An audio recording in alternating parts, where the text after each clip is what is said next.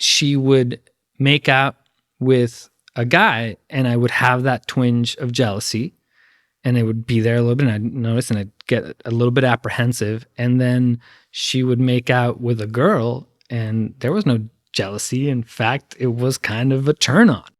Because it's another man, suddenly I'm threatened. But why? Why?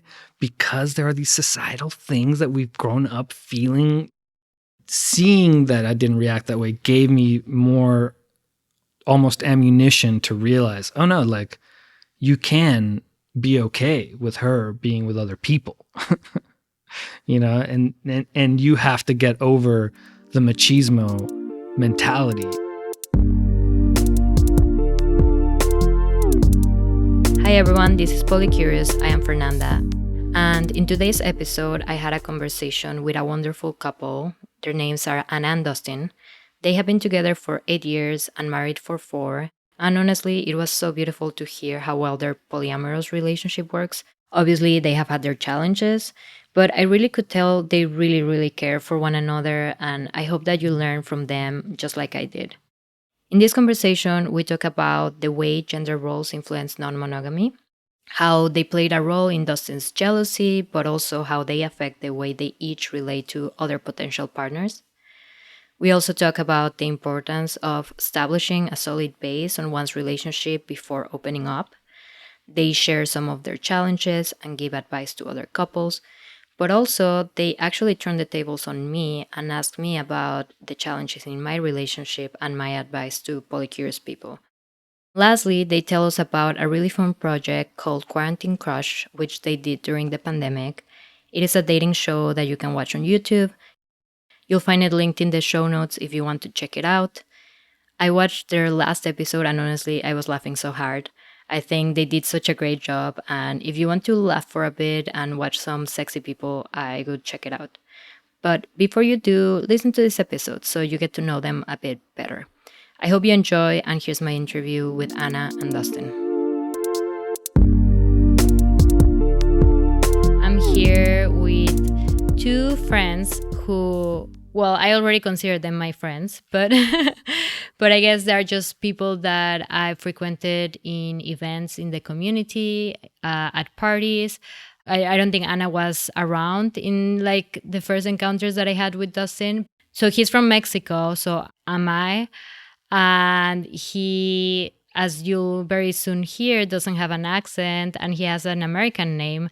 And I remember him making that comment, like, yes, I'm from Mexico, but all of this in Spanish. I'm from Mexico, but... I mean, I have a whole thing. Where it's like, my name is Dustin. I'm white. I also am presenting as white. I don't have like brown skin. And I have no discernible accent. Pero si quieres hablar español, aquí estoy. And so then I call myself the undercover Mexican. You totally are. I remember like hearing that and I was like, that's so awesome. Also because we were talking about how we didn't really know many Mexicans. Actually, you are the only Mexican I know in the non-monogamous community. That's true. And I think you were saying the same thing. He's a rare breed. Yeah, I mean, I think we all are. You probably are as well. What's your background? I'm from the Dominican Republic. Oh, okay, so right. There's also not a lot of Dominicans in our community. Yeah, I mean, there's a few maybe. But I think there's more Dominicans than there are Mexicans. Pues claro. Yeah, true, but it's still rare. It's so rare. So yeah, maybe we can also talk about that. But I'm glad to have some fellow Latinos here. I wish we could speak Spanish, but listeners, I can't ask that much from listeners. But... No subtitles on podcasts. Oh yeah, that would be such a great invention.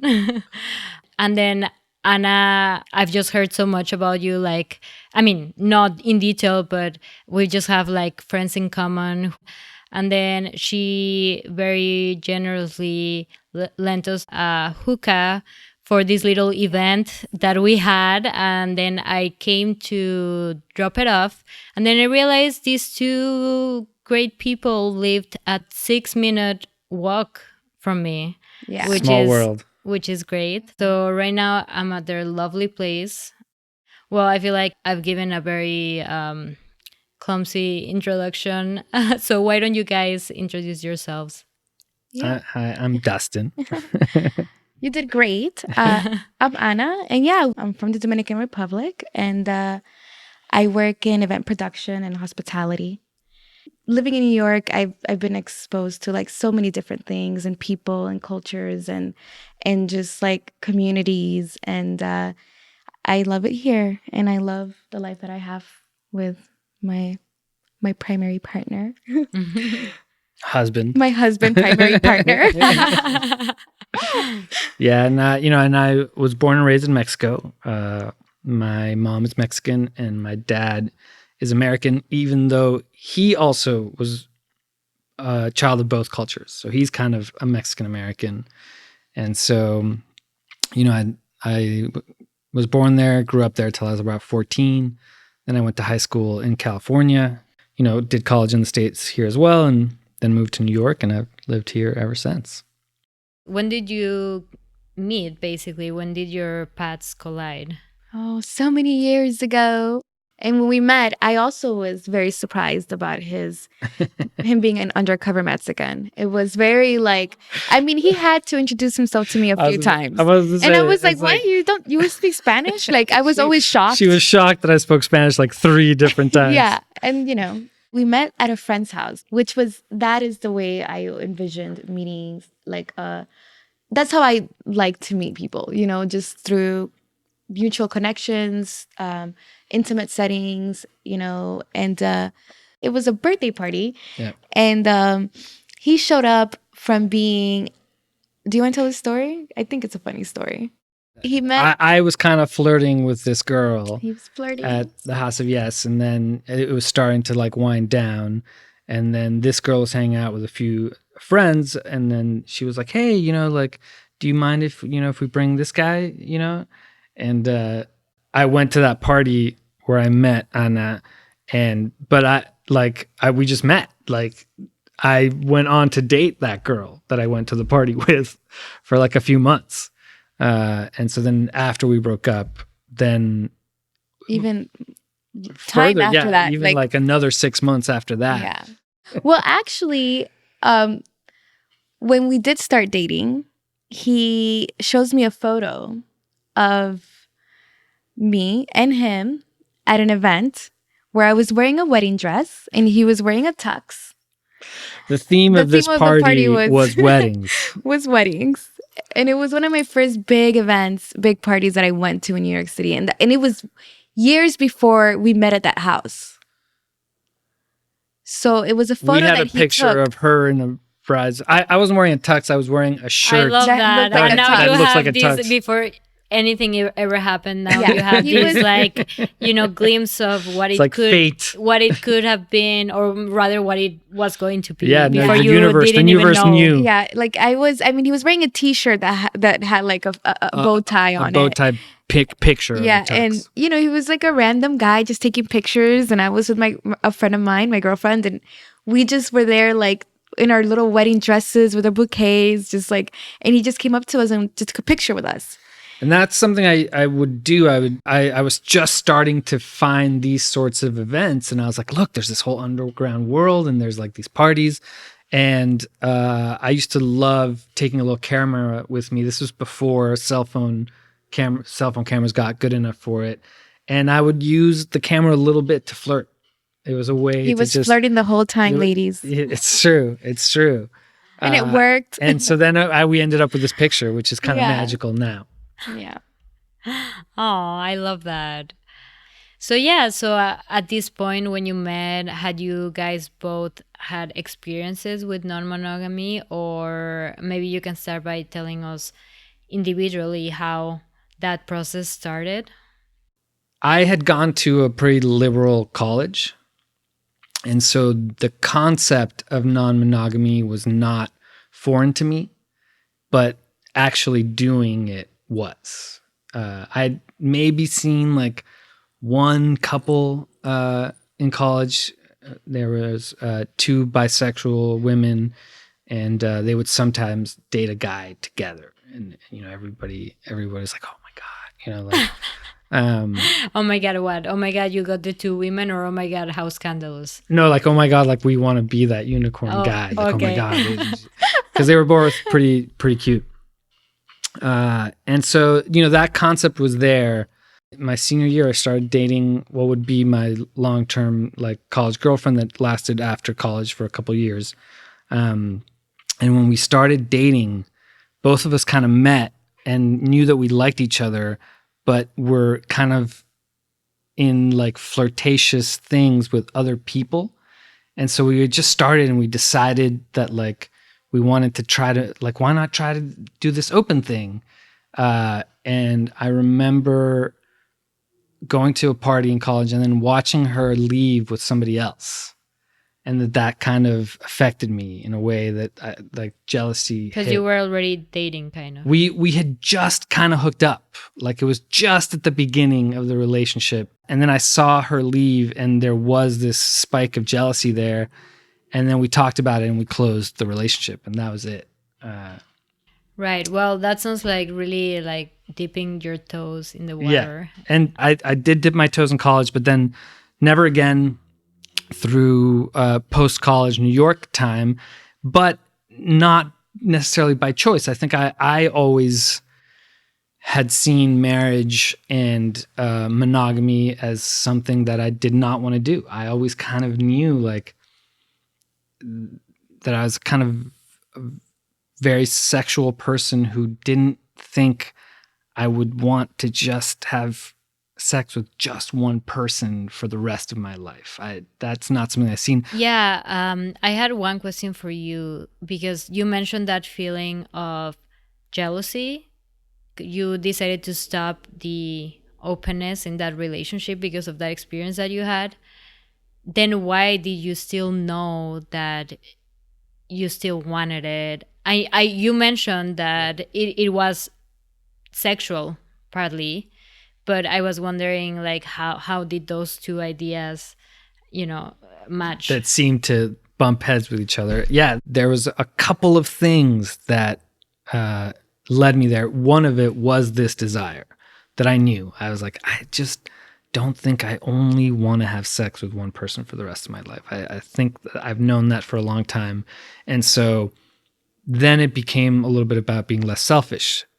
If I have that desire, if I know I don't want that, then would it be fair to ask my partner to be like, hey, I want to be over there playing around it and doing everything, but you can't, And so there's that side of it. But I also didn't come across partners who were open to it. So I was kind of like monogamous, not necessarily by choice. It just that opportunity was hard to find with people that I wanted to date. So did you bring that up with your partners, like the possibility of being non-monogamous, and they would say no? Is that how you realized that they weren't open to it? For the most part, I don't think I even got to that. I just kind of could read it off of them. There were signs with most of them that it was like, no, this is... Yeah, I mean, I feel like maybe... But maybe you're right. Yeah. Maybe I should have just said, hey, what about this? Yeah. Just to see for sure. Maybe they would have said no, And then that is well within everybody's rights. Yeah, of course. But you never communicated what you wanted. Exactly. And it would have been within my rights to ask, to just be like, hey. And so, yeah, so I feel like I had always had that desire inside of me and just had never had an opportunity to grow. Part of the idea of like me wanting an open relationship and not thinking my partners would want one. I think at that time, it had in my head also something to do with gender roles. I thought like, well, most guys would want an open relationship, but most girls don't want one, just as like a generalized thing. And that has been interesting to see that evolve and recognize that as being wrong as well. And then when I kind of started to join this community a little bit and see more examples of it, of people actually having these relationships in real life, I was like, oh, it's possible. it might not be that impossible dream, but I think it stayed kind of a dream. And then when I started dating Ana, I think she had been in some non-monogamous relationships already. And so I saw, oh wait, this could happen. But, no, I don't want to spoil before you give your side of the story. Spoiler alert. Spoiler alert. Like, it took some navigating there, and we didn't become open right away. I think we actually worked on our relationship and making sure that we were in a good place, that we were ready to be open. And then, finally we opened it up. And something very interesting happened to me, which was we were celebrating her birthday. And it was kind of an intimate gathering with very close friends. And this game happened where it was like kind of a spin the bottle spin-off almost, but it was like everybody gets to kiss the birthday girl kind of thing. And she would make out with a guy, and I would have that twinge of jealousy. And it would be there a little bit, and I'd notice, and I'd get a little bit apprehensive. And then she would make out with a girl, and there was no jealousy. In fact, it was kind of a turn on. And so I was like, what is going on here? This isn't just jealousy that she's hooking up with somebody else. It's not that there's another, there's something about it being a guy that affected me more. And so that allowed me to look a little bit more inward towards these gender roles that we have. And, coming from Mexico, a very machismo culture, and just in general being quote unquote a man in the American culture as well, it's about you and what you like, your things almost. And so that noticing that one elicited one reaction and another sex elicited the other reaction when they both should have either had jealousy or not, made me realize there was something underlying going on, a societal stamp maybe, where it was like, you want to be jealous only in these certain things, and that therefore this jealousy was less founded in my real feelings. It was kind of what I thought the societal construct wanted me to be in a certain way. I think there's a lot of social norms that make couples feel, and especially men feel like, how do you say that? Emasculated, because you feel like you must be a certain type of a man. Yeah. If I can't please my woman, she has to go to another man to get pleasure, then I'm not a man. I'm not man enough to please her. And I think it also there's these the archaic feelings of female virginity and purity, she's had a penis in her, so now she's not pure. You can't marry her. Well, but you didn't feel that way when she was with a woman, right? That's what I'm saying. That's what I'm saying. So it's because it's another man, suddenly I'm threatened. But why? Why? Because there are these societal things that we've grown up feeling like that are native to us, but I don't think they're native to humanity. They're just norms that society has put with the morals of our times. And so seeing that I didn't react that way gave me more almost ammunition to realize, oh no, you can be okay with her being with other people. And you have to get over the machismo mentality, and then maybe you get to enjoy that fantasy that you've always had, to be able to share, a relationship with someone other than your primary. And so it's a little bit of a trade-off, I guess.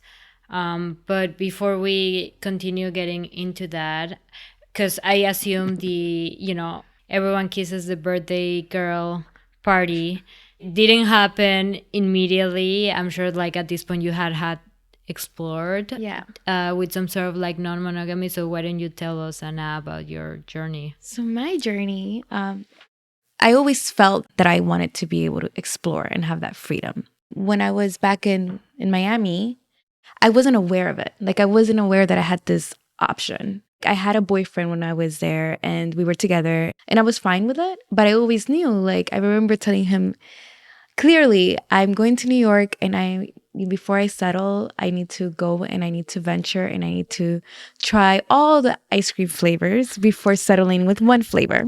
When I came to New York, there was just more exposure to other ways of like approaching relationships. And I dated one person and he and I had spoken about being open. And I was like, yeah, I can try this. Like, this is something that I feel is innate, is a feeling that I've carried. The thought of being with one person and only being restricted to one connection. And I just feel like there's so many beautiful things that you can learn from different people. And especially, you have your friends, but there's this level of intimacy that you have with someone that you share yourself with that I feel is profound and is important. And you learn so much through that process. So for me, I didn't have difficulties with it. It's just been very organic. So I had 2 relationships like this. And then I actually, forgot one boyfriend. I had 3 connections. And then Dustin and I got together. So before I met him, I kind of was like, okay, I am ready to actually meet someone that is able to reciprocate my feelings and be present and like value me and like have this connection where we're open and where we can just like, I don't know, where it's healthy, because my relationships, they weren't unhealthy, but I was always in a place where I felt like my needs weren't being met. So when we got together from the beginning, we just decided, okay, well, we both know that at some point we would like to have the opportunity to open our relationship to some degree. We tried for the first year monogamy, and just mainly to give us solidify us as like and that's something that came from her, and I think that's something that was actually I have a lot of gratitude for, because I think it was important. That is important for our type of non-monogamy, and that's feeling secure in the primary relationship and having that trust that we still want to be with each other, the most kind of. And I mean, we had to build to that. And because I think I knew you had been in a more openish type thing before, and I think I wanted to dive into that right away. And you kind of expressed, well, you know what, maybe we should actually like make sure How did you learn that, Ana? I just felt like if we're going to proceed here, I would like for us to be able to really get to know each other, our boundaries, what our needs are, how we want to just navigate. And also because I knew he was coming from a place where he had not experienced having a poly connection. I didn't want him to be in a situation where he jumped into it and still felt certain levels of insecurities about it. It was super important for me to see him trust me, right? We waited a year and I was like, I want you to have an experience first. Because once you have your experience, then I'm going to have my experience. And why did you make that decision? I think it was because I knew, coming from relationships where I was, poly, that once you open that door, it's, at least for me, it's like really hard to close. That's one thing. And the other thing was that I wanted him to really explore being with someone and connect in that way so that he can see and feel how that feels before seeing me with someone and feeling how that feels. Right. So he could empathize with your experience and realize that doesn't mean that you don't love him anymore. Yeah. And it was like more of like a mental love someone thing. Else more or whatever. Yeah. So I think it also has helped. I think it helped me with the jealousy question, because the base was strong, because I felt like, no, we actually know that we do love each other and that we do want to spend time with each other. I could let go more easily. I could just be like, all right, she's going to go have this date with this other person. Yeah, but I mean, you also had this thing, which is like totally natural, of like thinking, oh, I already had my date. It's okay for her to have her date because I already had mine. So it's an It's true. assurance that's It's like true. an extra layer of security that sounds like you wanted him to have because you had already had that experience, Anna. So you knew what was up. Yeah, it was more just like, like a little bit of like just mentally prepare Yeah. him for a situation where he saw me connect with somebody else, because I just felt like we both knew that we wanted to have open our relationship. But there's a way that when someone can see something and be triggered or feel so uncomfortable that they just shut down.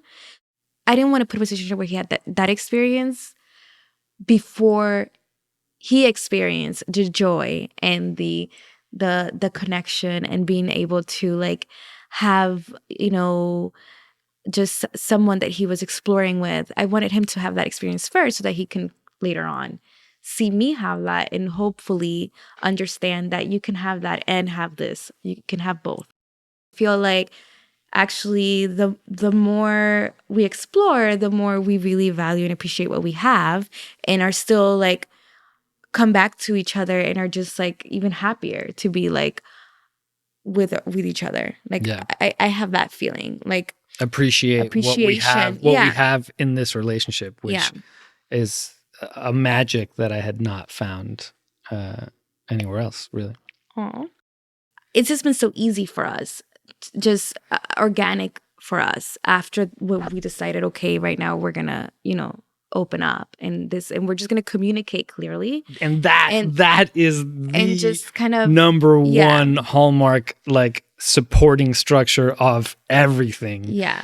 That and trust, but communication, man. Communicating your needs when you want something, communicating your needs when you're feeling something, communicating, and being able to traverse that honest communication, but also with empathy. So, always there's empathy. times where she might hang out with someone else and we don't go into nitty-gritty details, and then that's something that everybody does it differently and you have your own rules or whatever it is, but just being able to keep the communication kind but honest.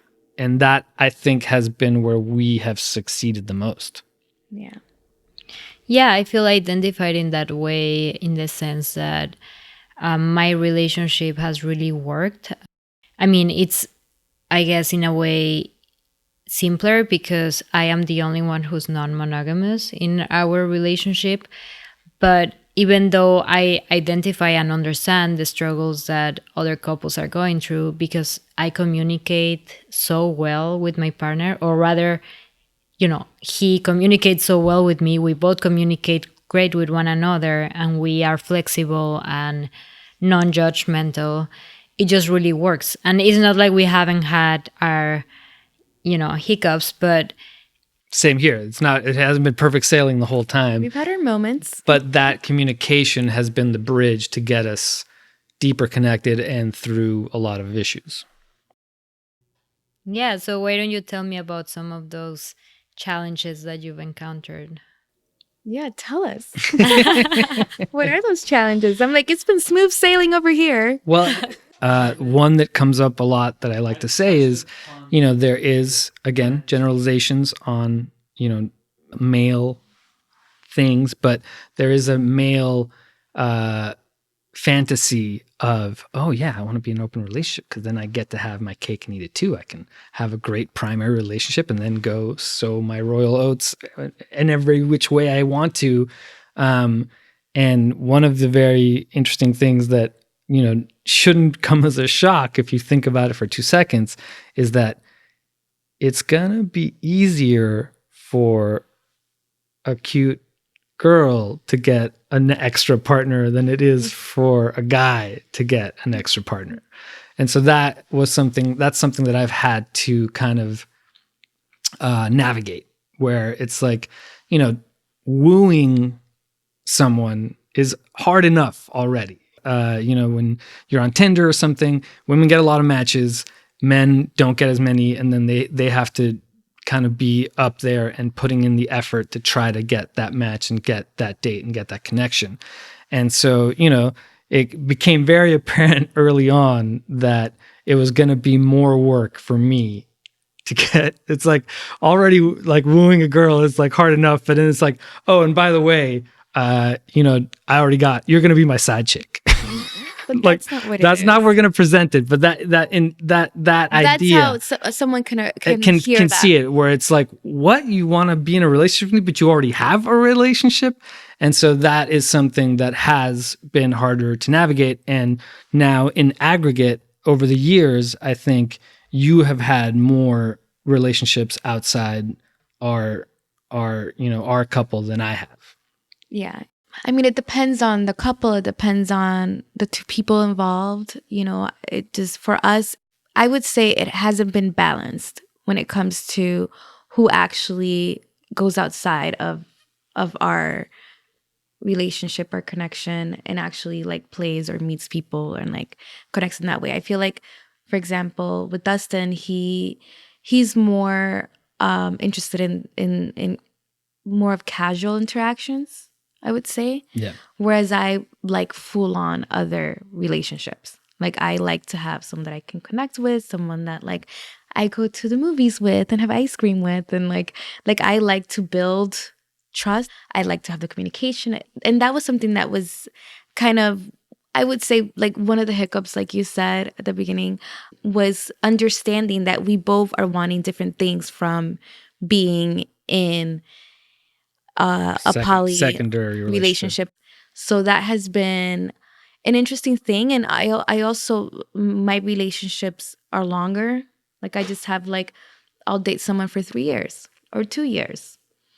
But then I'm not necessarily out dating a lot.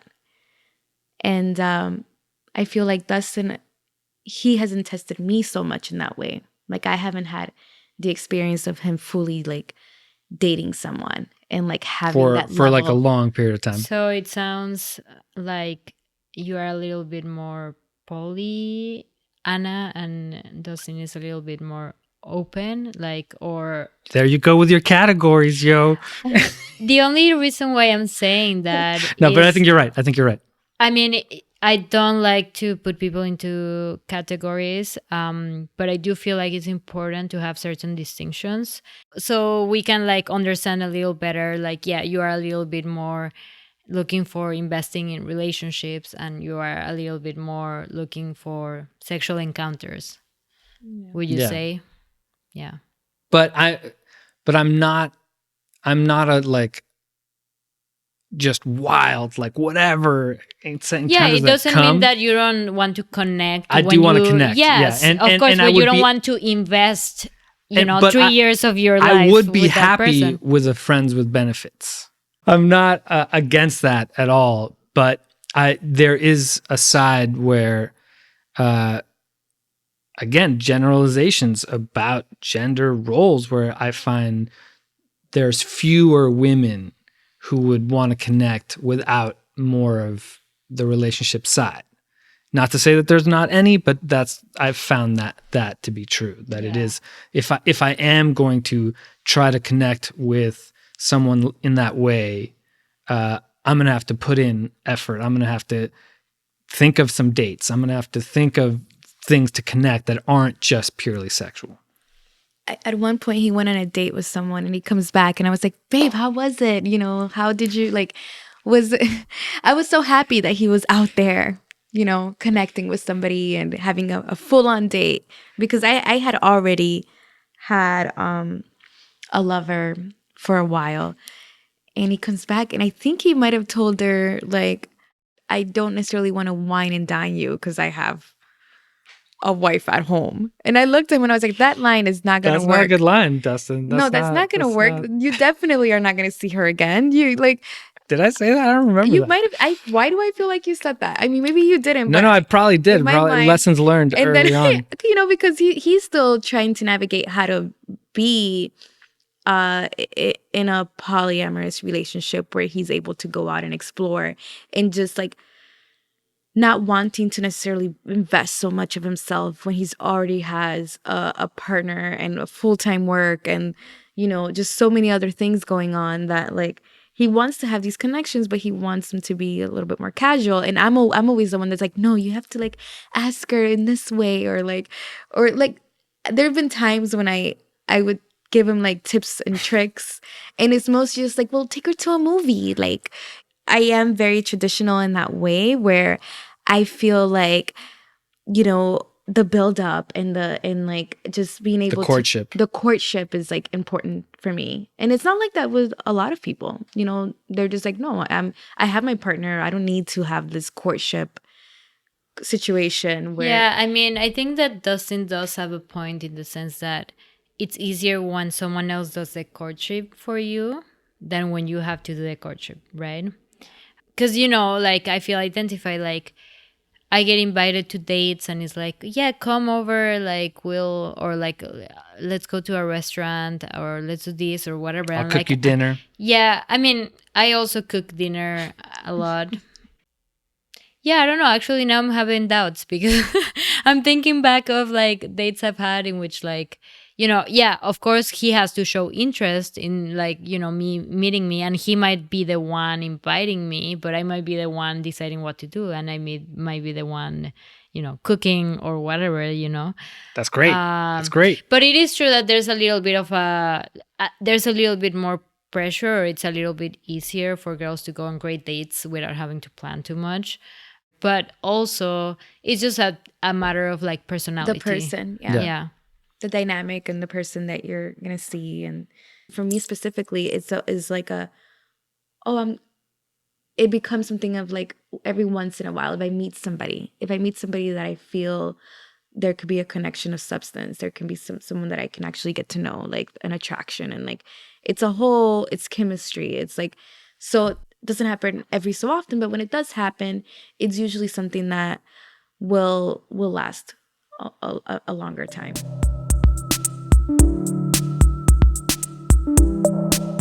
This is something that I feel I like about the way that we interact. If I've already have established intimacy with someone, there isn't a like, you have to tell me every time you see them, like every time that you connect with them in that way.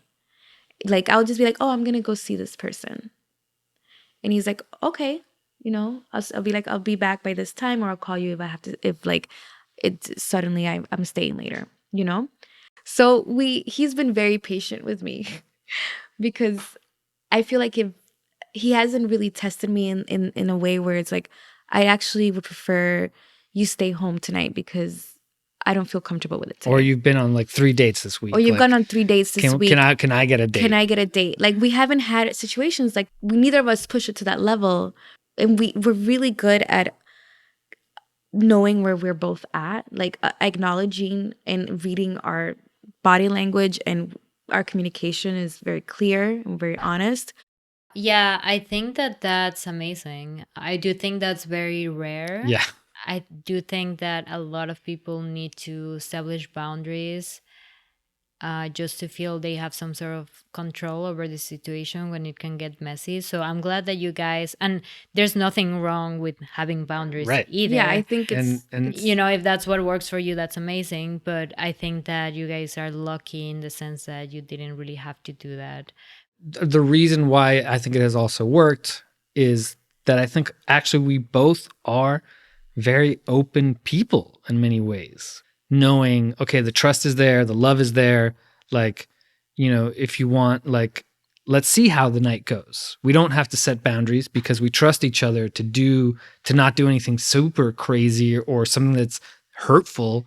And right, so you are open, but you are also, sounds like, considerate for one another. That's like right. There's a consideration and a kindness that we have towards this relationship where we cherish it enough to respect it in a way that lets us be more open. And that's a hard balance to have because a lot of people, it's not like they don't want to be respectful to their partners, but it's just that they can't be open and respectful. They can't be letting go and also thinking about someone else, So I'm sure that that's also a muscle that you guys have developed somehow.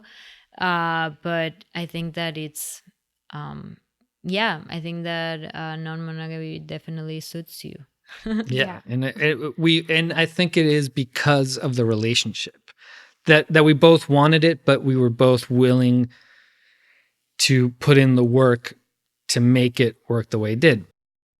There is one area where I had a surprising hiccup and nothing to do with the relationship, more to do with me, where I started dating someone and we had a few dates and I was having a really good time and I kind of had a crush and I thought like, this is amazing.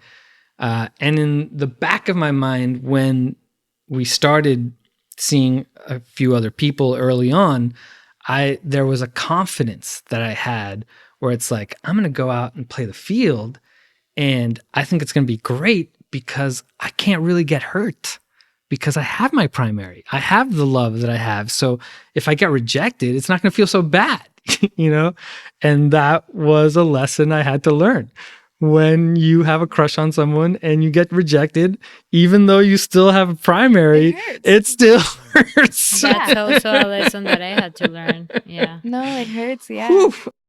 And I think that slowed me down a little bit also in my future relationships. A lot, actually. I feel like because of this fear of being hurt or being rejected, I feel like maybe that put you in a mindset where you're just more cautious about where you, like when you're meeting somebody, you know, like you're just more cautious about going after putting someone. yourself out there. So, and that's something I have that noticed, and we've been working on because I have been in these longer terms connections and relationships. So for me, it's like very important that I feel that he's also fulfilled and happy and exploring and having those opportunities as well, to whatever degree he's wanting to like explore. But it is a little harder for me. It's been harder. It's harder to put myself out there. I've always had that issue. I'm a little bit more shy. I'm very scared of rejection, and that was a moment that kind of hit that nerve a little bit. The sense of imbalance, even though it doesn't really matter, really, but like I think there maybe are feelings of guilt on your side, and also feelings that you want to share that with me. You want me to go have what you get and it's also hot. It's like really hot to see, at least for me, to see him out there meeting women and connecting and feeling being wanted. That level of like, confidence. You know, him feeling really good about himself. Like to me, that's like a beautiful feeling. And like, so there's that. That's like, I feel like one hiccup. Yeah.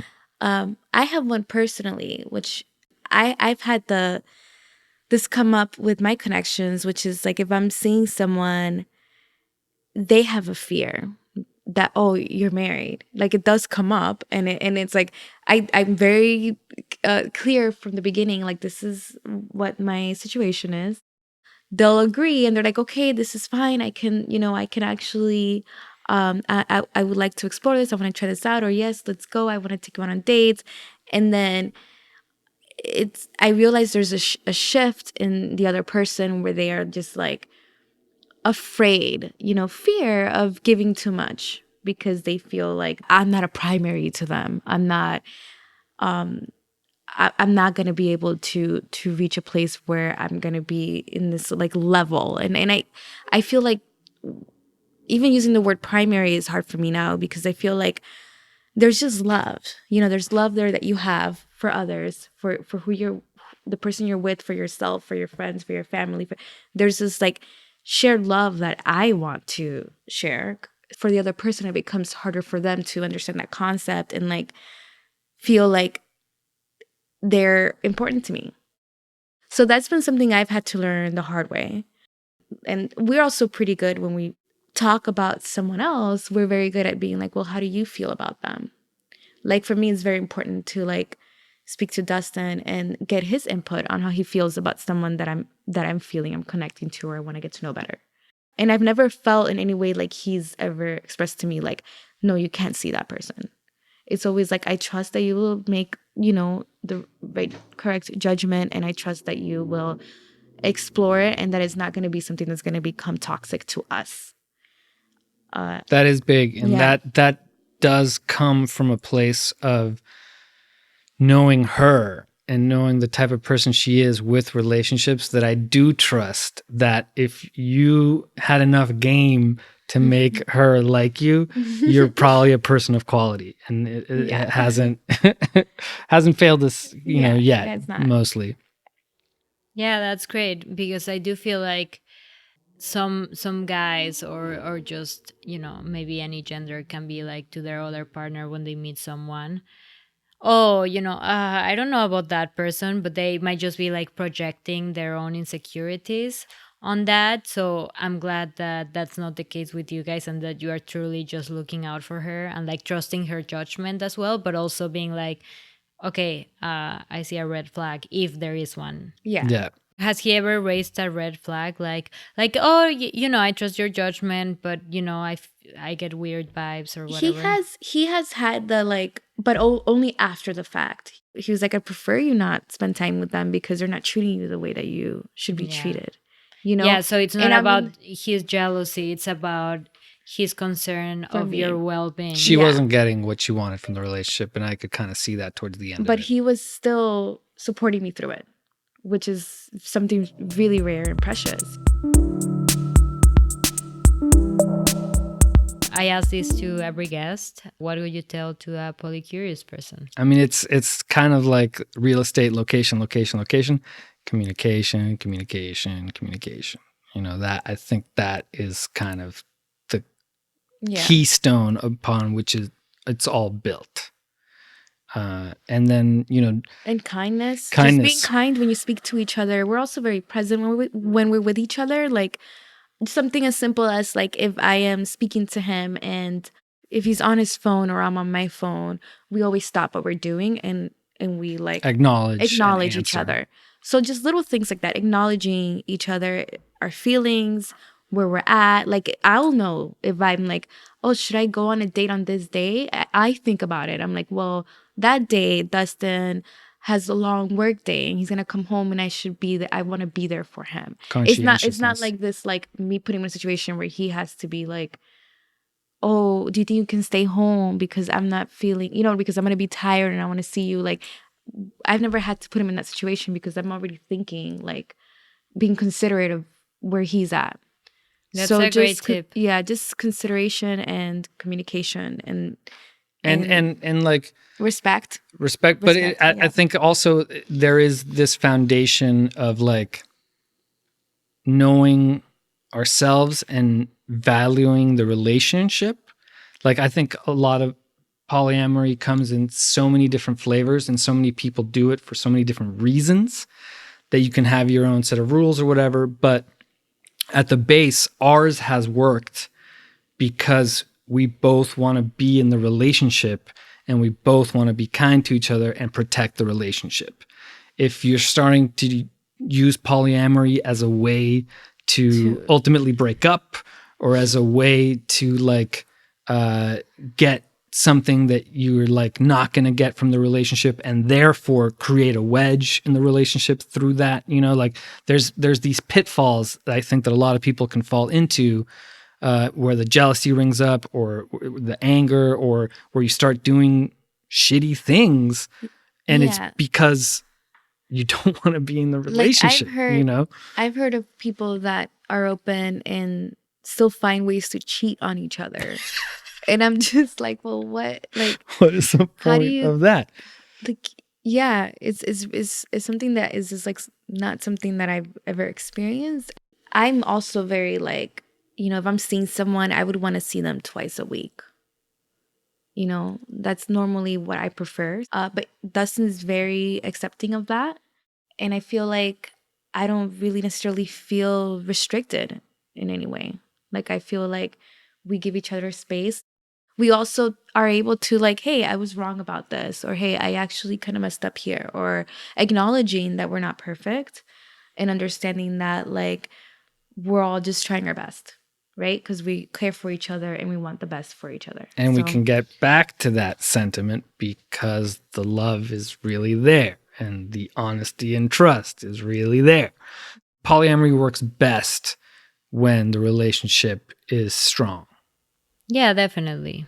Being considerate to the other person, it's very important. I feel like that's something that I've learned in my relationship, because it's not like I don't consider or love my partner, but sometimes I get so caught up in my, like thinking about my plans, or even just worrying whether he's going to say yes or no to my plan or whatever. And I don't even like think, stop for a second and like think of his point of view and like, okay, where is he at?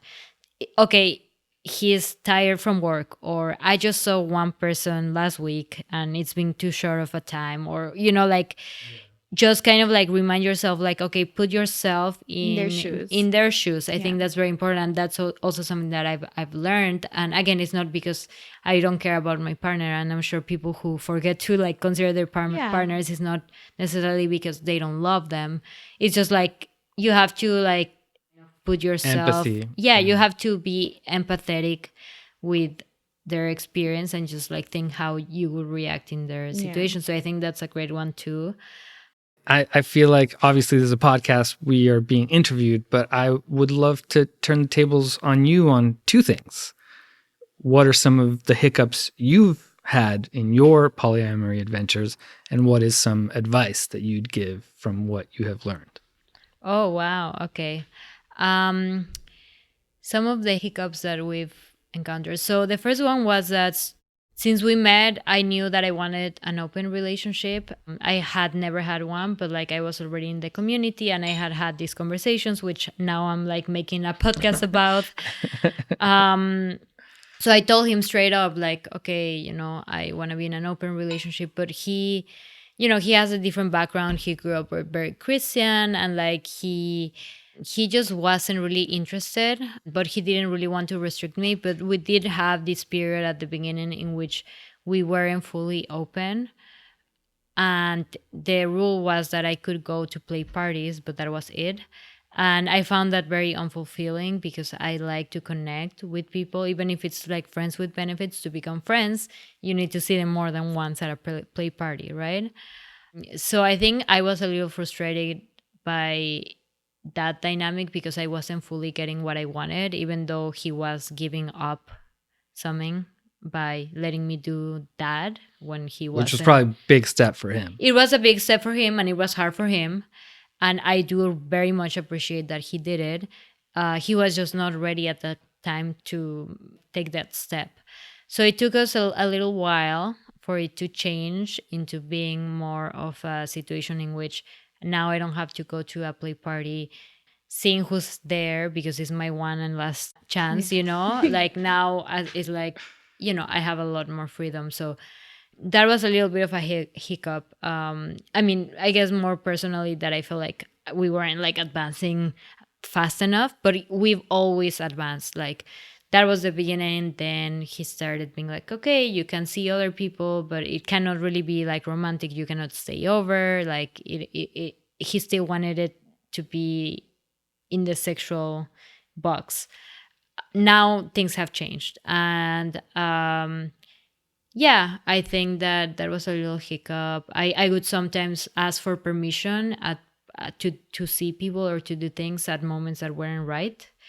So that's why I thought Being you're right. conscientious. Yeah, kind of like taking into consideration. So there was a point in which he was moving from San Francisco to New York to live with me, because when we met at Burning Man. He lived in San Oh, wow. Francisco. I lived in New York. Long We were long distance for like a little less than a year. So yeah, he was like moving and he was like packing and Stressed. spending all this money on shipping his furniture and taking this huge road trip to come to New York to see me. And he had already allowed me to, I don't remember what it was, go to a play party or something, and then I asked for permission to do something else, when it was the totally wrong moment. And I've had like a few moments like that in which like I've just asked for something that in the moment to me doesn't seem crazy, but looking back to it, I'm just like, how could I have been so insensitive and kind of like not seeing where the other person was at. So that was also something that I had to learn. Yeah, and I think that's pretty much it. I mean, we're still figuring it out. He's fine with me going and seeing people and having friends with benefits and stuff, but we still have rules. Now the new rule, but it changes all the time, is like every 2 weeks I can do that, which I think is a good rule. And then when that happens, it does take him a little bit to kind of like shake off that weirdness of the fact that I was just with someone else. So like we might not have sex immediately when I come back home, but that's okay, because it's one day in 2 weeks. But honestly, he's being super accommodating, and like we've communicated really well. So I'm very happy about that. And now I feel in a much more comfortable place, because now I can have my friends with benefits, which is what I really wanted. Yeah. And also I think that he's comfortable with that, and he appreciates his solo time when I'm away. I think that's a big part of why he's open and willing to do that. But yeah, also, once you move in together, that is something that can sometimes you realize like, oh yeah, I don't have that much time alone when I used to have that all the time. yeah, exactly. We both are very independent and appreciate our independence and time alone. So I think that gives us some breathing space. And yeah, did I answer? Oh, what advice would I give to polycurious person? Yeah, I think that you first have to figure out what works for you, and that's a process. And you have to remember that what works for you is not what's gonna work for your partner necessarily, and that's okay. It doesn't have to be equal, but you have to kind of figure out that first. Bring it up in the best way possible, considering your other partner. At the right time. At the right time. And then if your partner is not open to what you want, then you have to decide, is this a compromise that I'm willing to make to be with this person? And if the answer is yes, then that's okay. And continue with that person. And that's great. I mean, we all have to do compromises. So figure out what you are willing to compromise for that person and what you're not. Meeting in the middle. Yeah, a place where you're both comfortable. Yeah.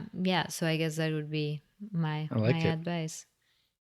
Yeah, and I mean, I think that we've talked about so many great things, and this might be a little bit off topic, but I really wanted to ask you about this fun project that you did that it's kind of related somehow to, at least to relationships. Dating in the modern world. Yeah, so in the COVID modern world. Exactly.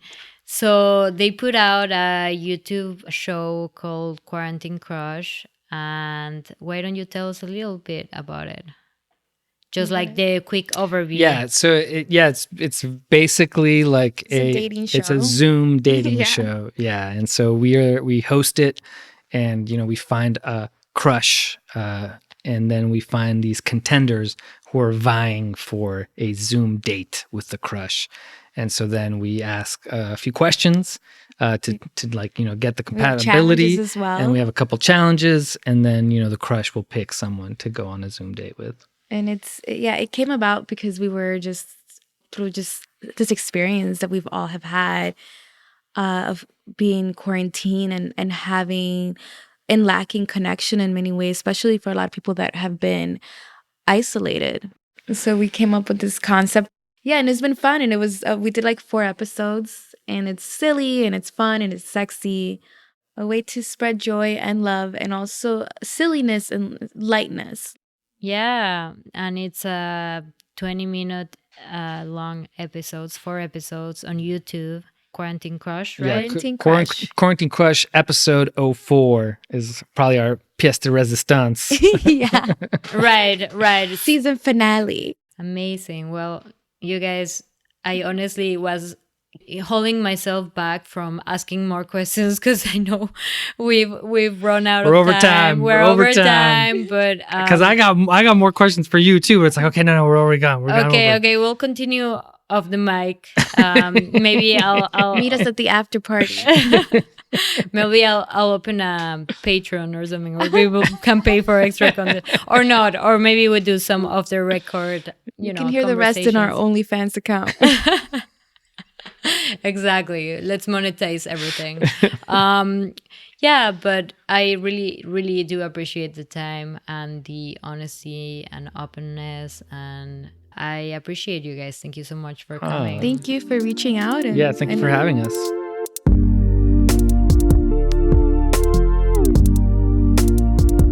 That's all from Ana and Dustin. If you enjoyed this episode, it would mean so much to me if you shared it with a friend or if you just let us know what you thought about it. As always, our Instagram is Polycurious Podcast and our Gmail is polycuriouspodcast@gmail.com. Thank you so much for listening, and I'll catch you all next week.